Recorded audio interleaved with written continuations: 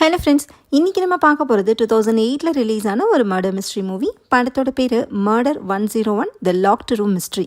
இந்த படத்தோட ஒன்லைன் என்னென்னா, ஒரு ஸ்பிரிச்சுவல் சென்டரோட தலைவரும் அவரோட ஸ்டூடெண்ட்ஸும் டீப் மெடிடேஷனில் இருக்கிறப்போ ஒரு அசம்பாவிதம் நடக்குது. தலைவர் தான் விக்டிம், மெடிடேஷன் ரூம்லேருந்து 4 பேர் தான் சஸ்பெக்ட்ஸு. ஆனால் அவங்க யாருக்குமே என்ன நடந்துச்சுன்னே தெரில.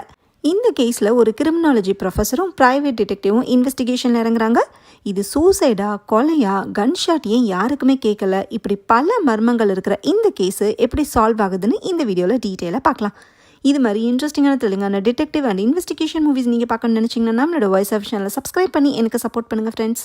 ஓப்பனிங் சீனில் ஒரு ரெஸ்டாரண்ட்டில் இருக்கிற 3 பேரை காட்டுறாங்க. ஒரு இளந்தாரி பையன், ஒரு மிடில் ஏஜ்டு மேனு, ஒரு வயசான ஆள். இதில் இந்த சின்ன பையன் லா காலேஜில் படிக்கிற ஒரு ஸ்டூடெண்ட்டு, இவரோட பேர் பென்னு. அப்புறம் இந்த மிடில் ஏஜ்டு மேன் ஒரு ப்ரைவேட் இன்வெஸ்டிகேட்டர், இவரோட பேர் மைக்கேல். இவர் ஒரு முன்னாள் போலீஸ் ஆஃபீஸரும் கூட, பென்னோட மாமா. இவரை டிடெக்டிவ்னு சொல்கிறேன். வயசானவராக இருக்கிறவர் ஒரு கிரிமினாலஜி ப்ரொஃபஸர். இவர்கிட்ட தான் பென்னு படிச்சுட்டு இருக்காரு. இவரை ப்ரொஃபஸர்னு சொல்கிறேன். பென்னுக்கு மர்டர் இன்வெஸ்டிகேஷனில் இன்ட்ரெஸ்ட் அதிகம். அதனால் டிடெக்டிவ் கிட்ட அசிஸ்டண்ட்டாக இருக்கலான்னு ஆசைப்பட்றாரு. ஆனால் டிடெக்டிவ் அதெல்லாம் வேண்டாம், நீ படிக்கிற வேலையை மட்டும் பாருன்னு சொல்லிடுறாரு. இதை பற்றி 3 பேர் டிஸ்கஸ் பண்ணிட்டு கிளம்புற நேரத்தில் ஒரு லேடி அங்கே வராங்க. இந்தியன் ஸ்டைலில் நமஸ்தேன்னு சொல்லி தன்னை இன்ட்ரடியூஸ் பண்ணிக்கிறாங்க. இவங்களோட பேர் ஏரியல். ஸ்பிரிச்சுவல் சம்மந்தமான புக் ஸ்டோர் வச்சுருக்காங்களாம். ப்ரொஃபஸர் ஹேண்ட் ஷேக் பண்ணதை வச்சு அவருக்கு ஷோல்டர் பெயின் இருக்குன்னு ஏரியல் கெஸ் பண்ணுறாங்க. நாளைக்கு நைட் 8 மணிக்கு புக் ஸ்டோரில் ஒரு ஹீலிங் செஷன் நடக்க போகுது போல், அதுக்கு நீங்கள் கண்டிப்பாக வாங்கன்னு சொல்லிட்டு தன்னோட கார்டை ஏரியல் கொடுக்குறாங்க. கண்டிப்பாக வந்துடும்னு டிடெக்டிவ் சொல்கிறாரு. அடுத்த நாள் டிடெக்டிவும் ப்ரொஃபஸரும் ஏரியலோட புக் ஸ்டோருக்கு போகிறாங்க. ஹீலிங் செஷனை கண்டக்ட் பண்ணுறதுக்கு சாமுவேல் வரப்போகிறதா ஏரியல் சொல்ல, யார் சாமியல்னு டிடெக்டிவ் கேட்குறாரு. சாமியல் ஒரு ஸ்பிரிச்சுவல் சென்டரோட தலைவர். யோகா, மெடிடேஷன்லாம் சொல்லிக் கொடுக்குற ஒரு மாஸ்டர். நிறைய செலிப்ரிட்டிஸு அவர்கிட்ட தான் ஸ்டூடெண்ட்ஸாக இருக்காங்க. ஹீலிங் செஷனில் கலந்துக்கிறதுக்காக ஒரு சினிமா ஹீரோயின் அங்கே வராங்க. இவங்க பேர் கமீலா. இவங்களை ஆக்ட்ரஸ்னே சொல்கிறேன். இவங்களும் மாஸ்டரோட ஃபாலோவர் தான்னு ப்ரொஃபஸர் கிட்ட ஏரியல் சொல்கிறாங்க. கொஞ்ச நேரத்துலையே மாஸ்டர் அங்கே வராரு. அவர் கூட ஒரு அசிஸ்டண்ட்டும் இருக்கார். நம்ம பாடி ஹெல்த்தியாக இருக்கிறதுக்கு நம்ம மைண்டு தான் சில நேரம் தடையாக இருக்கும். அதை சரி பண்ணாலே போதும்னு மாஸ்டர் சொல்கிறாரு. ஆக்ட்ரஸ் தனக்கு மைக்ரைன் ப்ராப்ளம் இருக்குன்னு சொல்லவும் மாஸ்டர் அவங்க கிட்ட போய் தலைக்கு மேலே கையை வச்சு எனர்ஜியை பாஸ் பண்ணுறாரு. இதுலேயே ஆக்ட்ரஸோட தலைவலி சரியாயிடுது. இதை டிடெக்டிவும் ப்ரொஃபஸரும் ஆச்சரியமாக பார்க்குறாங்க. ப்ரொஃபஸருக்கு ஷோல்டர் பெயின் இருக்குது, ஆனால் அதை மாஸ்டர் கிட்ட சொல்லவே இல்லை. இருந்தாலும் மாஸ்டர் ப்ரொஃபஸர் கிட்ட போய் அவரோட ஷோல்டரை தடவி கொடுக்குறாரு. வலி குறையிற மாதிரி ப்ரொஃபஸருக்கு ஃபீல் ஆகுது. ஏரியல் வெறும் புக் ஸ்டோர் நடத்துகிறவங்க மட்டும் இல்லை, அவங்க ஒரு சைக்கிக்னு டிடெக்டிவ்க்கு தெரிய வருது. அதாவது ஃப்யூச்சரில் நடக்க போகிறத உணரக்கூடிய பவர் ஏரியலுக்கு இருக்குது. அவங்க மேலே டிடெக்டிவ்க்கு ஒரு இன்ட்ரெஸ்ட்டும் க்ரியேட் ஆகுது. அடுத்த சீனில் டிடெக்டிவும் ப்ரொஃபஸரும் மாஸ்டர் நடத்துகிற ஸ்பிரிச்சுவல் சென்டருக்கு போகிறாங்க. அங்கே நிறைய பேர் யோகா ப்ராக்டிஸ் பண்ணிகிட்டு இருக்காங்க. மாஸ்டர் கிட்ட ப்ரொஃபஸர் கேஷுவலாக பேசுகிறப்ப தான் சில விஷயங்கள் மாஸ்டர் பற்றி தெரிய வருது. மாஸ்டருக்கு பணம் முக்கியமே இல்லை, ஹீலிங் செஷன் மூலமாக மக்களை குணப்படுத்துறத ஒரு சேவையாக பண்ணிகிட்டு இருக்காரு. ஒவ்வொரு வருஷமும் கண்ணு தெரியாத குழந்தைங்களுக்காக இங்கே சம்மர் கேம்ப் நடத்திட்டு இருக்காரு. எங்கள் மாஸ்டர் மாதிரி ஒரு ஆளை நீங்கள் பார்க்கவே முடியாதுன்னு அசிஸ்டண்ட்டு ப்ரொஃபஸர் கிட்ட பெருமையாக சொல்லிட்டு இருக்காரு. அடுத்ததாக மாஸ்டர் சில பேரை கூட்டிகிட்டு மெடிடேஷன் ரூமுக்கு போகிறாரு. அங்கே எல்லாருமே டீப் மெடிடேஷன் பண்ணுவாங்க போல். கொஞ்ச நேரம் கழித்து அசிஸ்டண்ட்டு மெடிடேஷன் ரூமுக்கு போய் கதவை தட்டுறாரு. மாஸ்டரை கூப்பிட்டு பார்க்குறாரு. எந்த ரெஸ்பான்ஸுமே இல்லை. அசிஸ்டண்ட்டுக்கு கொஞ்ச நேரத்தில் பதட்டமாகி கதவை உடச்சி தள்ளிட்டு உள்ளே போய் பார்க்குறாரு. அங்கே மாஸ்டர் தரையில் விழுந்து கிடக்கிறாரு. அவரோட கையில் கன்னும் நெஞ்சில் புல்லட் பட்ட காயமும் இருக்குது. மெடிடேஷன் பண்ணுறதுக்காக மாஸ்டர் கூட்டிகிட்டு போன 4 பேரும் அங்கே ஆழ்ந்த தியானத்தில் இருக்காங்க. ஷாக்கான அசிஸ்டண்ட்டு ஏரியல் எமர்ஜென்சிக்கு கால் பண்ணுங்கன்னு கத்துறாரு. ஏரியல், ப்ரொஃபஸர், டிடெக்டிவ் 3 பேரும் பதட்டமாக மெடிடேஷன் ரூமுக்கு ஓடி வராங்க. ப்ரொஃபஸர் மாஸ்டரோட பல்ஸை செக் பண்ணி பார்த்துட்டு உயிர் இல்லைன்னு கன்ஃபார்ம் பண்ணுறாரு. அதை பார்த்து ஏரியல் கதறி அழுகிறாங்க. இவ்வளோ கலவரம் நடந்தோம் அந்த 4 பேர் இன்னும் தியானத்துலேருந்து வெளியே வரவே இல்லை. இவங்களுக்கு என்ன ஆச்சுன்னு ப்ரொஃபஸர் கேட்க, இது ஒரு டீப் மெடிடேஷன், மாஸ்டரால் மட்டும்தான் இவங்களை வெளியே கொண்டு வர முடியும்னு அசிஸ்டன்ட் சொல்கிறாரு. இப்படி கூடவா நடக்கும், இதெல்லாம் பாசிபிளான்னு ப்ரொஃபஸர் யோசிச்சுட்டு இருக்காரு. கொஞ்ச நேரத்துலையே போலீஸ் வந்து பாடியை கிளியர் பண்ணிடுறாங்க. கொலை நடந்தது கூட தெரியாமல் மெய் மறந்த நிலையில் இருக்கிற அந்த 4 பேரை எப்படி எழுப்புறதுன்னு இன்ஸ்பெக்டர் கேட்குறாரு. மாஸ்டர் எப்பயுமே ஒரு சென்டென்ஸை சொல்லி தான் டீப் மெடிடேஷன்லேருந்து இவங்களை வெளியே கொண்டு வருவார் போல். அதை அவர் சொன்னால் மட்டும்தான் ஒர்க் அவுட் ஆகும்னு அசிஸ்டன்ட் சொல்கிறாரு. இன்ஸ்பெக்டருக்கு ஒரு ஐடியா தோணுது. பிளாங்க் புல்லட்டை கொண்டு வர சொல்லி கன்னில் லோட் பண்ணி மெடிடேஷன் ரூமில் ஷூட் பண்ணுறாரு. அந்த சத்தத்தை கேட்டு கூட அந்த 4 பேரும் அசையவே இல்லை. என்ன பண்ணுறதுன்னு எல்லாரும் யோசிக்கிறப்ப ப்ரொஃபஸர் ஒரு ஐடியா சொல்கிறாரு. மாஸ்டர் கண்டக்ட் பண்ண மெடிடேஷன் கிளாஸோட கேசட்டை கொண்டு வர சொல்லி அதை டேப் ரெக்கார்டரில் ப்ளே பண்ணுறாங்க. தன்னோட ஸ்டூடெண்ட்ஸு மெடிடேஷன்லேருந்து வெளியே வர்றதுக்காக மாஸ்டர் வழக்கமாக சொல்கிற சென்டென்ஸ் ப்ளே ஆனதுமே அந்த வாய்ஸை கேட்டு 4 பேரும் கண்முழிக்கிறாங்க. என்ன நடந்துச்சுன்னே இவங்களுக்கு தெரியல. மாஸ்டரை காணோம். வேறு யாரும் இருக்காங்களே, தரையில் ரத்தக்கரையாக இருக்கேன்னு 4 பேரும் கன்ஃபியூஸ் ஆகுறாங்க. மாஸ்டர் இறந்த விஷயத்த இன்ஸ்பெக்டர் சொன்னதும் 4 பேருக்கும் செம்ம ஷாக்கு. அடுத்த சீனில் அந்த 4 பேரையும் ஒவ்வொருத்தராக கூப்பிட்டு இன்ஸ்பெக்டர் ஸ்டேட்மெண்ட் வாங்குறாரு. மெடிடேஷன் ரூமில் இருந்த அந்த 4 பேர் யாருன்னு பார்க்கலாம். ஆளோட பேர் பனாஷ். மாஸ்டர் நடத்துகிற சென்டரை மேனேஜ் பண்ணுறதே இவர் தான். மாஸ்டர் மாதிரியே பனாஷ்க்கும் ஸ்பிரிச்சுவல் பவர் இருக்கு. 2வது ஆளோட பேர் ஜாஸ்மின். அவங்க ஒரு டாப் மாடல். 3வது ஆளோட பேர் டொனால்டு. அவர் ஒரு இண்டஸ்ட்ரியலிஸ்ட்டு. நரம்பு பிரச்சனையால் நடக்க முடியாமல் இருந்த இவரை மாஸ்டர் தான் குணப்படுத்தியிருக்காரு. 4வது ஆள் நம்ம ஏற்கனவே பார்த்த ஆக்ட்ரஸ் தான். இந்த 4 பேரை பற்றியுமே ஏரியல் கிட்ட கேட்டு டிடெக்டிவ் தெரிஞ்சுக்கிறாரு. மாஸ்டர் தற்கொலை பண்ணிக்கிறதுக்கு வாய்ப்பே இல்லை, வேறு ஏதோ நடந்திருக்குன்னு ஏரியல் ஸ்ட்ராங்காக நம்புகிறாங்க. மெடிடேஷன் ரூமில் இருந்ததே அந்த 4 பேர் மட்டும்தான். ஆனால் அவங்க யாருக்குமே கொலை நடந்தது கூட தெரில. அப்படின்னா இது ஒரு சூசைடாக தான் இருக்கும்னு இன்ஸ்பெக்டர் நினைக்கிறாரு. அதை கன்ஃபார்ம் பண்ணுற மாதிரி மாஸ்டரோட ரூமில் டெஸ்க் ட்ராயர்லேருந்து ஒரு லெட்டரும் கிடைக்கிது. அதை டிடெக்டிவ் கிட்ட இன்ஸ்பெக்டர் காமிக்கிறாரு. நான் போக வேண்டிய நேரம் நெருங்கிடுச்சு, பெரிய மாற்றம் நடக்கும் அப்படின்னு மாஸ்டரெல்லாம் எழுதியிருக்காரு. இது ஒரு சூசைட் நோட் மாதிரியே இருக்கனால யார் மேலேயுமே இன்ஸ்பெக்டருக்கு சந்தேகம் வரல. ஆனால் ஏரியல் சொன்னதை வச்சு பார்த்தா இது ஒரு கொலையாக இருக்க சான்ஸ் இருக்குன்னு டிடெக்டிவ்க்கு தோணுது. அடுத்த சீனில் டிடெக்டிவும் ப்ரொஃபஸரும் மார்ச்சுவரிக்கு போய் ஒரு தெரிஞ்ச டாக்டரை மீட் பண்ணுறாங்க. மாஸ்டரோட பாடி அனலைஸ் பண்ணதில் அவரோட கையில் கன் பவுடரோட ட்ரேசஸ் எதுவுமே இல்லையா. அப்படின்னா விக்டிம் கன்னை ஃபயர் பண்ணவே இல்லைன்னு டாக்டர் சொல்கிறாங்க. ஸோ இது சூசைட் இல்லை. அடுத்த டிடெக்டிவ் ஏரியலோட வீட்டுக்கு போய் நீங்கள் சொன்னது கரெக்டு தான் போலையேன்னு சொல்கிறாரு. மாஸ்டர் கன்னையோ வயலன்ஸையோ விரும்புகிற ஆள் இல்லைன்னு ஏரியலுக்கு தெரியும். அதுவும் தனக்கு பிடிச்ச ஸ்டூடெண்ட்ஸ் முன்னாடியே அவர் சூசைட் பண்ணிக்க மாட்டார்னு ஏரியல் நம்புகிறாங்க. அதனால தான் இது கொலைன்னு சந்தேகப்படுறாங்க. மாஸ்டர் எழுதி வச்சது சூசைட் நோட் மாதிரி தெரிஞ்சாலும் டைரெக்டாக எதையுமே மென்ஷன் பண்ணவே இல்லை. லெட்டரில் மாஸ்டர் சொன்னது ஒருவேளை இந்தியாவுக்கு ஆன்மீக பயணம் போகிறதா கூட இருக்கலான்னு ஏரியல் ஒரு தியரி சொல்கிறாங்க. நடந்தது சூசைட் இல்லைன்னு எவ்வளோ நம்புகிறாங்களோ அதே அளவுக்கு அந்த ரூமில் இருந்த 4 பேரும் கொலை பண்ணியிருக்க முடியாதுன்னு ஏரியலுக்கு தோணுது. அப்படின்னா வேறு யாரும் மெடிடேஷன் ரூமுக்கு வந்து ஷூட் பண்ணிட்டு போயிருக்காங்க. அது யாருன்னு கண்டுபிடிக்கிறதுக்கு டிடெக்டிவ் கிட்ட ஏரியல் ஹெல்ப் கேட்குறாங்க. க்ரைம் நடந்த மெடிடேஷன் ரூமுக்கு டிடெக்டிவும் ஏரியலும் போகிறாங்க. அங்கே பார்த்தா ப்ரொஃபஸரும் பென்னும் ஏற்கனவே வந்து அனலைஸ் பண்ணிகிட்டு இருக்காங்க. பென்னு ஏரியல் கிட்ட தன்னை இன்ட்ரடியூஸ் பண்ணிக்கிறாரு. இந்த மெடிடேஷன் ரூமில் தியானம் நடக்கும்போது யாரும் டிஸ்டர்ப் பண்ணாமல் இருக்கிறதுக்கு டோரை லாக் பண்ணுறது வழக்கம். இந்த ரூமுக்கு யூஸ்வலாக 2 சாவி இருக்கும். ஒன்று மாஸ்டர் கிட்டேயும் இன்னொன்று பனாஷ் கிட்டேயும் இருக்கும். சாவி வச்சிருந்த 2 பேருமே ரூம்குள்ளே தான் இருந்திருக்காங்க. ஒருவேளை இந்த ரூமுக்கு சீக்ரெட் வழி எதுவும் இருக்கான்னு பென்னு கேட்குறாரு. அதெல்லாம் இல்லை, ஒரே ஒரு என்ட்ரன்ஸ் தான் இருக்குன்னு ஏரியல் சொல்கிறாங்க. அப்படின்னு வேறு எப்படி யார் உள்ளே வந்திருப்பாங்கன்னு ஒரே குழப்பமாக இருக்கு. டிடெக்டிவ் ஏரியலை கூட்டிகிட்டு அங்கேருந்து கிளம்பி வீட்டில் ட்ராப் பண்ணுறாரு. ஏதோ தப்பாக நடக்க போகிற மாதிரியே ஏரியலுக்கு தோணிக்கிட்டே இருந்த நேரத்தில் தான் மாஸ்டர் இறந்துருக்காரு. ஏரியலுக்கு அந்த ஃபீலிங் இன்னும் போகலை. ஸோ மறுபடியும் ஒரு அசம்பாவிதம் நடக்குமோன்னு கவலைப்படுறாங்க. டிடெக்டிவ் அங்கேருந்து கிளம்புறப்ப ஒரு பிளாக் கலர் காரு அவரை ஃபாலோ பண்ணுது. டிடெக்டிவ் அதை நோட் பண்ணிக்கிட்டு ஒரு கடையோட பார்க்கிங் ஏரியாவில் காரை நிறுத்துறாரு. அந்த பிளாக் கலர் காரும் அங்கே வந்து நிற்கிது. அந்த ஆள் கடைக்குள்ளே நுழையிறப்ப டிடெக்டிவ் அவரை மடக்கி பிடிச்சிடுறாரு. அவர் வேறு யாரும் இல்லை, பனாஷே தான். எதுக்கு என்ன ஃபாலோ பண்ணுறீங்கன்னு டிடெக்டிவ் கேட்க, எனக்கு உங்களோட ஹெல்ப் வேணும்னு பனாஷ் சொல்கிறாரு. கேஸை தான் போலீஸ் இன்வெஸ்டிகேட் பண்ணிகிட்டு இருக்காங்களே, இதில் நான் என்ன ஹெல்ப் பண்ணுறதுன்னு டிடெக்டிவ் கேட்குறாரு. நான் எவ்வளோ பணம் வேணாலும் தரேன், உண்மையை மட்டும் கண்டுபிடிங்க, உங்களை விட்டால் எனக்கு உதவுறதுக்கு யாருமே இல்லைன்னு சொல்லிட்டு பனாஷ் போகிறாரு. அவரோட கார் நம்பர் பிளேட்டில் நம்பருக்கு பதிலாக கான் டின்னு போட்டிருக்கு. அதை டிடெக்டிவ் நோட் பண்ணுறாரு. அடுத்த சீனில் ப்ரொஃபஸர் பென்னு டிடெக்டிவ் எல்லாரும் டிஸ்கஸ் பண்ணிகிட்டு இருக்காங்க. மாஸ்டரோட கொலை கேஸில் டிடெக்டிவும் ப்ரொஃபஸரும் இன்வெஸ்டிகேஷனில் இறங்குவாங்கன்னு பென்னுக்கு தெரியும். அதனால் ஹெல்ப் பண்ணுறதுக்காக பென்னு ஆர்வமாக இருக்காரு. பனாஷோட நம்பர் பிளேட்டில் இருக்கிற காண்டிக்கு என்ன அர்த்தம்னு டிடெக்டிவ்க்கு புரியல. ஒருவேளை காண்டிங்கிறது எளிமைக்கு எடுத்துக்காட்டாக இருந்த மகாத்மா காந்தியாக இருக்கலான்னு பென் சொல்கிறாரு. மேய்க்கிறது எருமை, இதில் என்ன பெருமைங்கிற மாதிரி ஓட்டிட்டு வந்தது மெர்சிடிஸ் காரு, இதில் என்ன எளிமை வேண்டி கிடக்குன்னு டிடெக்டிவ் சொல்கிறாரு. இந்த கேஸை பொறுத்த வரைக்கும் மெடிடேஷன் ரூமில் இந்த 4 பேர் தான் மெயின் சஸ்பெக்ட்ஸ். இருந்தாலும் ப்ரொஃபஸருக்கு ஏரியல் மேலேயுமே ஒரு டவுட் இருக்கு. ஆனால் அவங்க கூட டிடெக்டிவ் க்ளோஸாக பழகிக்கிட்டு இருக்காரு. ஏன்னா ஏரியலில் ஒரு சஸ்பெக்டை டிடெக்டிவ் நினைக்கவே இல்லை. அடுத்து ப்ரொஃபஸரும் டிடெக்டிவும் கிளம்பி ஸ்பிரிச்சுவல் சென்டருக்கு போகிறாங்க. அங்கே ஏரியலும் அசிஸ்டண்ட்டும் இருக்காங்க.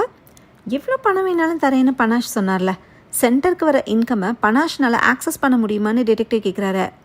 மாஸ்டருக்கு அடுத்த இடத்துல பனாஷ் இருக்கிறனால சென்டரோட பணத்தை பனாஷ் எடுக்க முடியும்னு அசிஸ்டன்ட் சொல்கிறாரு. மெடிடேஷன் ரூமுக்கு இருந்தது 2 சாவி. அதை வச்சிருந்த 2 பேருமே ரூம்குள்ளே தான் இருந்திருக்காங்க. ஆனால் யூஸ்வலாக டீப் மெடிடேஷன் குரூப்பில் பனாஷ் இருக்க மாட்டார்னு ஏரியலும் அசிஸ்டண்ட்டு சொல்கிறாங்க. அப்படின்னா அன்னைக்கு மட்டும் பனாஷ் எதுக்கு போனார்னு ஒரு கேள்வி வருது. ஃபேமிலியும் இல்லை, வாரிசும் இல்லை, உயிலும் எழுதி வைக்கல.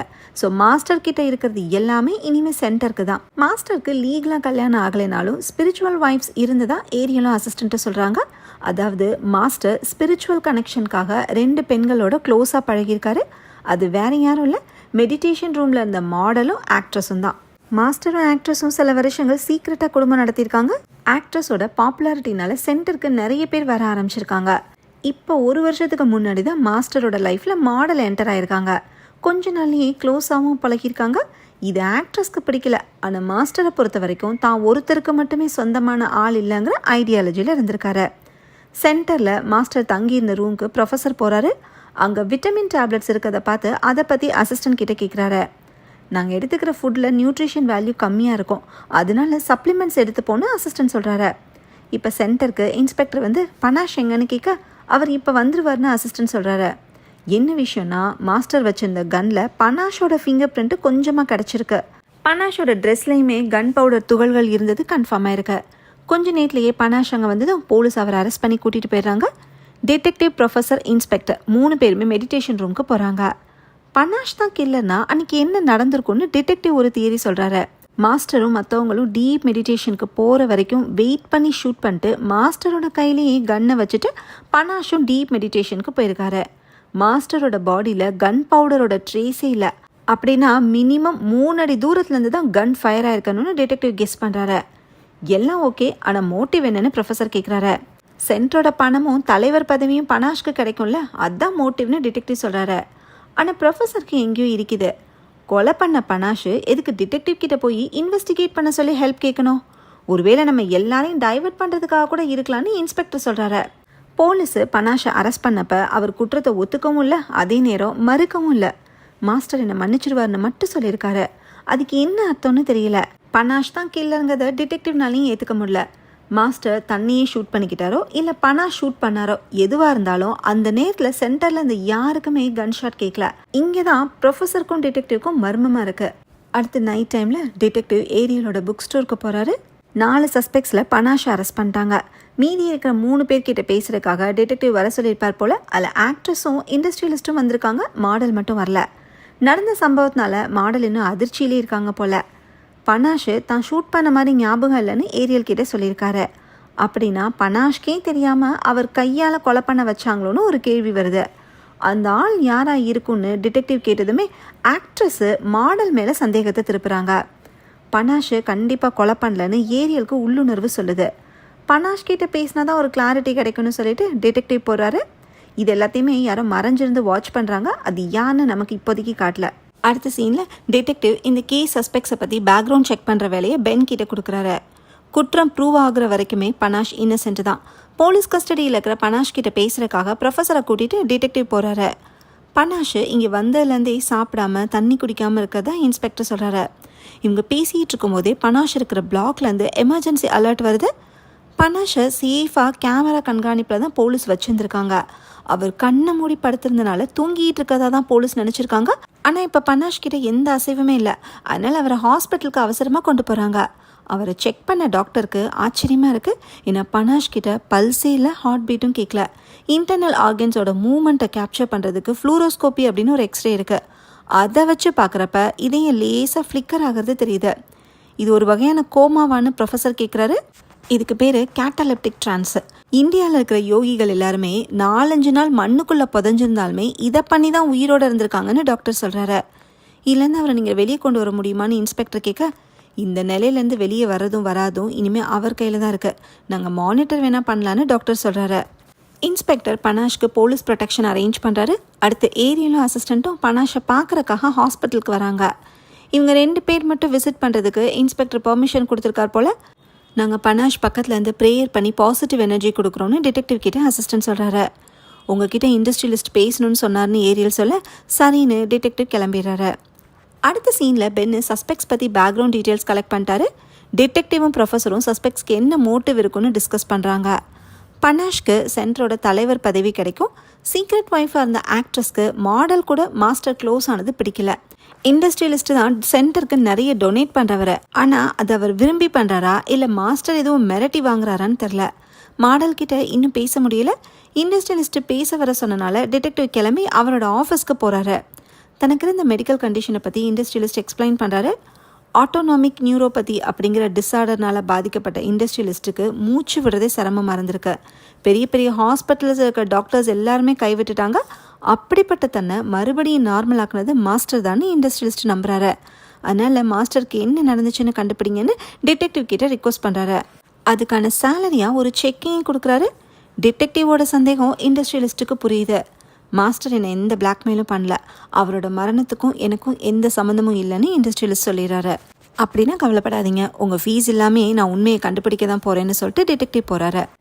அடுத்த சீனில் டிடெக்டிவ், ப்ரொஃபஸர் பென்னு 3 பேரும் மாஸ்டரோட லெக்சர் சீடியை போட்டு பார்க்குறாங்க. அதில் மாஸ்டர் தன்னோட ஸ்டூடெண்ட்ஸை சுற்றி உட்கார வச்சு பேசிகிட்டு இருக்காரு. மாஸ்டர் அப்பப்போ தன்னோட கையை பின்னாடி கொண்டு போய் முதுகை தொட்டுக்கிட்டே இருக்காரு. அது ப்ரொஃபஸருக்கு ஒரு சந்தேகத்தை ஏற்படுத்துது. ஒருவேளை அவருக்கு முதுகு வலியாக இருந்திருக்கலான்னு பென் சொல்கிறாரு. இந்த வீடியோ 4 வாரத்துக்கு முன்னாடி எடுத்தது. அதுக்கு முன்னாடி எடுத்த வீடியோவில் மாஸ்டர் இப்படி பண்ணவே இல்லை. இந்த வீடியோவில் பனாஷ், இண்டஸ்ட்ரியலிஸ்ட், ஆக்ட்ரஸ், மாடல் 4 பேருமே இருக்காங்க. மாடல் ஆக்ட்ரஸை பார்த்து முறைக்கிறதும் உடனே ஆக்ட்ரஸ் எந்திரிச்சு போகிறதும் வீடியோவில் ரெக்கார்ட் ஆயிருக்கு.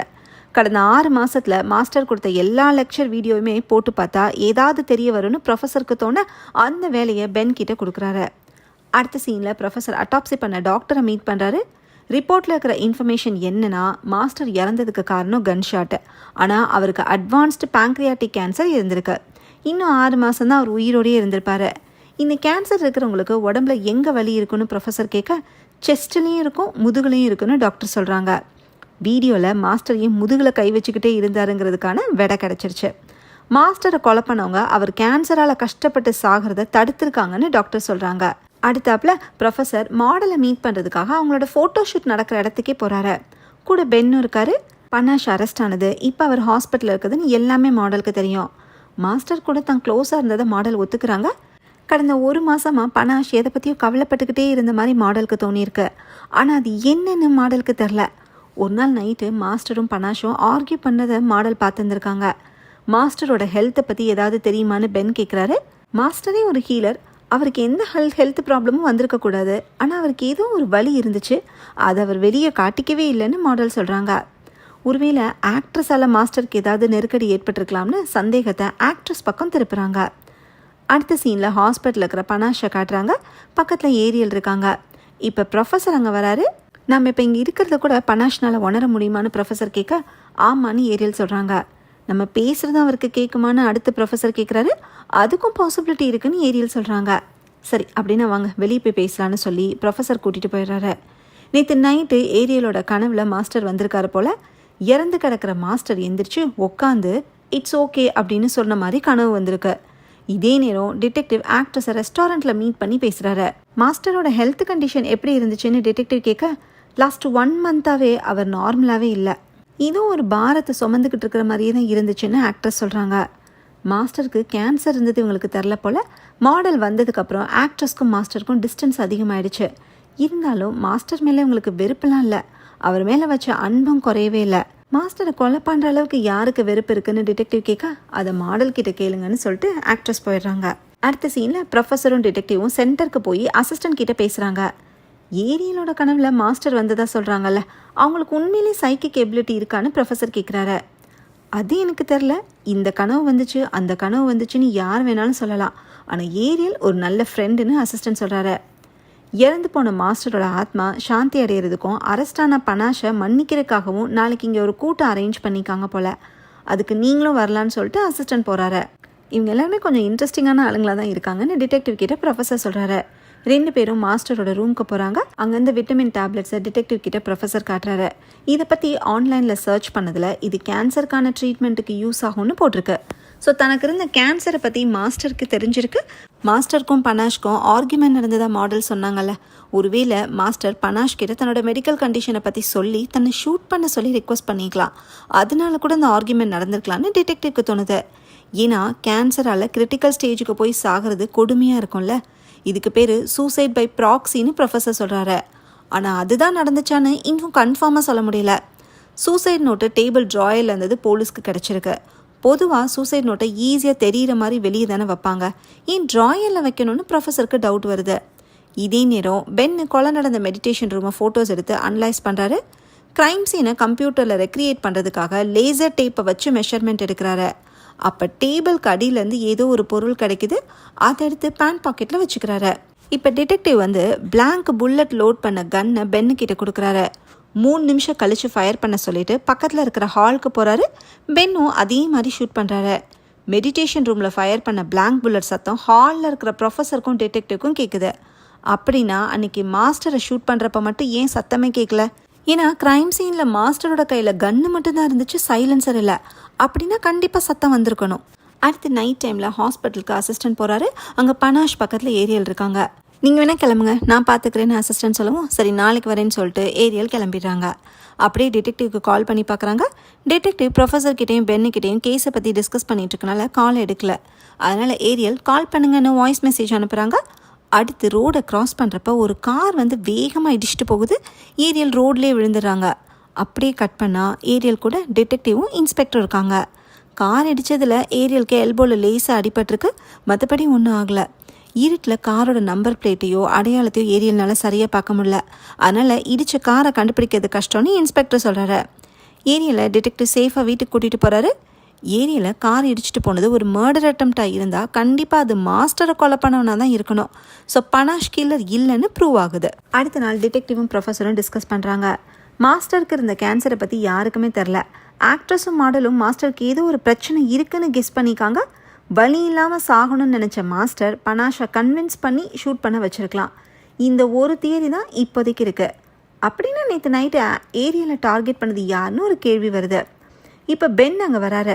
மெடிடேஷன் ரூமில் தான் எடுத்து வச்ச பொருளை ப்ரொஃபஸர் கிட்ட காட்டுறாரு. அது ஒரு ரப்பர் வாஷர். அதை ப்ரொஃபஸர் ஸ்மெல் பண்ணி பார்க்குறாரு. அதில் கன் பவுடரோட ஸ்மெல் வருது. கன் ஷாட் ஏன் கேட்கலன்னு இப்போ ப்ரொஃபஸருக்கு புரியுது. இந்த வாஷர் சைலன்சரை கன்னோட அட்டாச் பண்ணுறப்ப போட்டிருக்காங்க. பென் மெடிடேஷன் ரூமில் இருந்த எல்லா ஃபோட்டோஸையுமே மெஷர்மெண்ட்ஸையும் வச்சு க்ரைம் சீனை கிராஃபிக்ஸ் யூஸ் பண்ணி கம்ப்யூட்டரில் ரெக்ரியேட் பண்ணியிருக்காரு. மெடிடேஷன் பண்ணிக்கிட்டு இருந்த 4 பேரில் ஒருத்தர் எந்திரிச்சு வந்து மாஸ்டரை ஷூட் பண்ணிட்டு அவரோட கையிலேயே கன்னை வச்சுட்டு போகிற மாதிரி பென் பண்ணியிருக்காரு. இப்படி தான் நடந்திருக்குன்னு கன்ஃபார்மாக சொல்ல முடியல. சென்டர் எந்த கடையில் ஹார்ட்வேர் ஐட்டம்ஸ் எல்லாம் வாங்குறாங்கன்னு கண்டுபிடிச்சி கடந்த 6 மாதத்தில் என்னென்னலாம் வாங்கியிருக்காங்கங்கிற லிஸ்ட்டை ரெடி பண்ணுற வேலையை பென்னுக்கிட்ட ப்ரொஃபஸர் கொடுக்குறாரு. அடுத்த சீனில் ப்ரொஃபஸரும் டிடெக்டிவும் சென்டருக்கு போகிறாங்க. அங்கே அசிஸ்டண்ட்டை மீட் பண்ணி கொலை பண்ணது பனாஷ் இல்லைன்னு சொல்கிறாங்க. ஏன்னா கன்னில் ஹோம்மேட் சைலன்சர் அட்டாச் பண்ணி ஷூட் பண்ணியிருக்காங்க. அதனால தான் யாருக்குமே கன் ஷாட் கேட்கல. ஆனால் க்ரைம் சீனில் சைலன்சரே இல்லையே. சப்போஸ் பனாஷ் ஷூட் பண்ணியிருந்தா அவர்கிட்ட சைலன்சர் இருந்திருக்கணும்ல. கில்லர் ஏன் வாஷரை மட்டும் விட்டுட்டு போகணும்னு அசிஸ்டன்ட் கேட்குறாரு. கில்லர் ஷூட் பண்ணதுக்கப்புறம் கன்னில் இந்த சைலன்சரை கழட்டியிருக்கான். அப்போ தான் வாஷர் கீழே விழுந்திருக்கணும் ப்ரொஃபஸர் எக்ஸ்பிளைன் பண்ணுறாரு. அடுத்து டிடெக்டிவ் ஏரியலை தனியாக மீட் பண்ணி பேசுகிறாரு. அப்போ ஏரியல் தனக்கு வந்து இன்னொரு கனவை பற்றி சொல்கிறாங்க. மாஸ்டரை ஷூட் பண்ணுறப்ப ஏரியல் மெடிடேஷனில் இருக்கிற மாதிரியும் கன் ஷாட் கேட்காம இஃப்னு ஒரு சவுண்டு கேட்ட மாதிரியும் ஏரியலுக்கு கனவு வந்துச்சான். இது டிடெக்டிவ்க்கு ஆச்சரியமாக இருக்குது. கன்னில் சைலன்சர் அட்டாச் பண்ணியிருந்தா எப்படி சவுண்டு வருமோ அப்படி தான் ஏரியலுக்கு கனவுல சவுண்டு வந்திருக்கு. கன்னில் சைலன்சர் இருந்த விஷயத்தை ஏரியலுக்கு அவங்களோட ஸ்பிரிச்சுவல் பவர் உணர்த்திருக்கு. இப்போ சென்டருக்கு வந்திருக்கிற ஆட்களில் ஒரு ஃபேஸ் மட்டும் புதுசாக இருக்கேன்னு ப்ரொஃபஸர் நோட் பண்ணுறாரு. அவர் பார்க்க இந்தியன் மாதிரி இருக்காரு. அவரை பற்றி டிடெக்டிவ்க்கு தெரிஞ்சிருக்கு. அவரோட பேர் கணேஷ். மாஸ்டருக்கு ட்ரைனிங் கொடுத்த ஒரு குரு. டிடெக்டிவ் பார்க்கிங் ஏரியாவுக்கு போய் அங்கே நிற்கிற காசில் ஹெட்லைட்டை செக் பண்ணுறாரு. ஏன்னா அன்றைக்கி ஏரியாவில் இடிச்சிட்டு போன காரோட ஹெட்லைட் உடஞ்சி ஒரு பீஸ் ரோடில் கிடந்திருக்கு. ஆனால் இங்கே இருக்கிற எல்லா கார்லேயுமே ஹெட்லைட் உடையாமல் தான் இருந்திருக்கு. உடஞ்ச ஹெட்லைட்டை கில்லர் உடனே மாற்றிருக்கிறதுக்கு கூட சான்ஸ் இருக்குது. சென்டரில் இருக்கிற எல்லாரையுமே ப்ரொஃபஸர் அப்சர்வ் பண்ணிகிட்டு இருக்கிறப்ப அசிஸ்டண்ட்க்கு ஏரியலுக்கும் ஏதோ ஆர்கியூமெண்ட் நடக்குது. நான் வீட்டுக்கு போகிறேன்னு ஏரியல் சொல்ல இங்கே இருக்க தான் சேஃப்னு சொல்லி அசிஸ்டண்ட் ஏரியலோட கையை பிடிச்சி தடுக்க ட்ரை பண்ணுறாரு. ஏரியல் அவர் பேச்சை கேட்காம அங்கேருந்து வேகமாக கிளம்புறாங்க. இதே நேரம் டிடெக்டிவ் மாஸ்டரோட குருவை மீட் பண்ணி பேசுகிறாரு. பனாஷ் தன்னைத்தானே டீப் ட்ரான்ஸ் ஸ்டேட்டில் வச்சுருக்காரு. அது பாசிபிளான்னு டிடெக்டிவ் கேட்க ஆமான்னு குரு சொல்கிறாரு. மாஸ்டரோட ஹெல்த் கண்டிஷன் பற்றியும் குருவுக்கு தெரிஞ்சிருக்கு. எல்லாரையும் குணப்படுத்துகிற ஒருத்தர்னால தண்ணியை குணப்படுத்திக்க முடியலன்னா அவர் வாழ்ந்த வாழ்க்கையே மக்கள் சந்தேகப்பட ஆரம்பிச்சிருவாங்க. மாஸ்டர் உண்மையிலே ஒரு ஹீலர் தான். ஆனால் சாவு எல்லாருக்கும் தானே வரும்னு குரு சொல்கிறாரு. எல்லாராலையும் நேசிக்கப்பட்ட மாஸ்டரை யாரை கொலை பண்ணியிருக்காங்கன்னு குருக்கும் தெரில. அதை சீக்கிரமே கண்டுபிடிங்கன்னு டிடெக்டிவ் கிட்ட குரு சொல்கிறாரு. அடுத்த சீனில் ஹாஸ்பிட்டலில் இருக்கிற பனாஷ் கிட்ட அசைவு தெரியுது. மெதுவாக கண் முழிச்சு நான் எவ்வளோ நாளாக இங்கே இருக்கேன்னு நர்ஸு கிட்ட கேட்குறாரு. நர்ஸு உடனே டாக்டருக்கு இன்ஃபார்ம் பண்ணுறாங்க. அப்படியே கட் பண்ணி ப்ரொஃபஸரை காட்டுறாங்க. அவருக்கு ஏரியல் கிட்டேருந்து கால் வருது. நான் உங்ககிட்ட பேசணும், டிடெக்டிவ் கிட்ட சொல்லாமல் சென்டருக்கு வாங்கன்னு ஏரியல் சொல்ல சரின்னு ப்ரொஃபஸர் சொல்கிறாரு. இதே நேரம் டிடெக்டிவ் ஏரியலோட வீட்டுக்கு போய் கதவை தட்டிகிட்டு இருக்காரு. ஆனால் ஏரியல் ஏற்கனவே சென்டருக்கு போயிட்டாங்க போல். டிடெக்டிவ் ஃபோனை கார்லேயே வச்சதுனால ப்ரொஃபஸர் கால் பண்ணது டிடெக்டிவ்க்கு கேட்கல. ஏரியல் வர சொன்னனால சென்டருக்கு போகிறேன்னு ப்ரொஃபஸர் வாய்ஸ் மெசேஜ் அனுப்புகிறாரு. இப்போ பென்னு ப்ரொஃபஸருக்கு கால் பண்ணுறாரு.